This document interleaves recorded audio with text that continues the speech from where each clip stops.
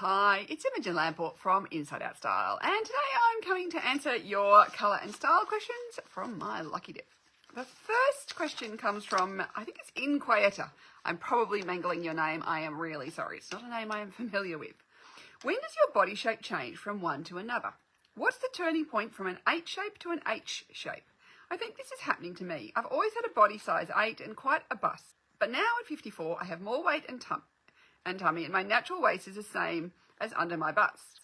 I see my defined waist, but with my clothes on, it's hardly noticeable. Tips for an 8 shape: mark the waist, but those for an H, avoid it. I experiment with clothes. Is there anything else I can do?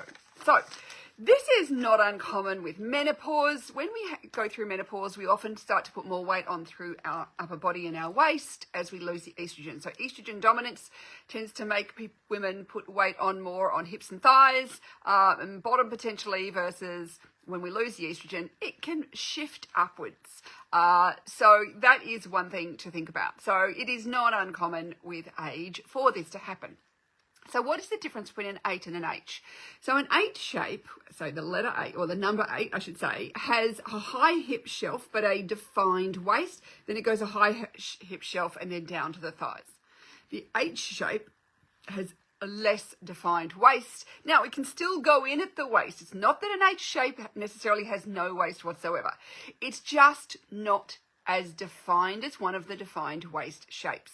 So what I think is the easiest way to figure out if you're an 8 shape or an H shape is to put on a garment, so something that's a bit loose, a little bit loose, or even something that's kind of tighter in a way. It doesn't really matter. Get a thin belt, not a thick one, and put it on.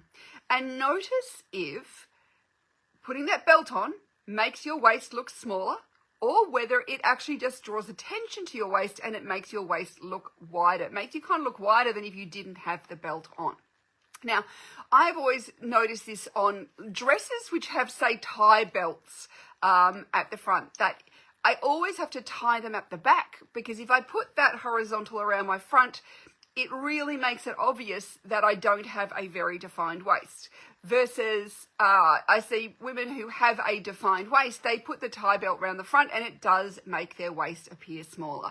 So that is the easiest way, I think, to tell, is to put something on, so it could be a dress that's got a tie belt, or any sort of garment, honestly, with a tie belt, is something that when you put that tie on around the front, does that horizontal line make it go, oh, you've got a narrow waist? Or does it make you say, oh, there is not much of a waist left?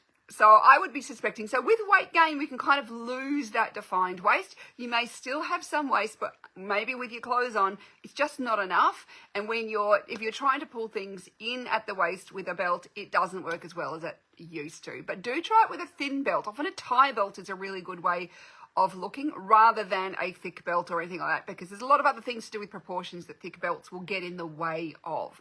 So that would be my suggestion. But absolutely, it's very common with weight gain, particularly around the middle, for an 8 shape to turn into an H shape, or an 8 shape with a lot of weight to turn into an O shape. They are things that happen with kind of a bit more weight around the middle, and that is really common when we have gone through menopause. So midlife, hard time of life for your body shape. So what is good, though, is a lot of the recommendations for H and 8 are very similar. The difference is you'll just no longer be having waist definition as far as waist enhancement, such as belts and things, in the same way.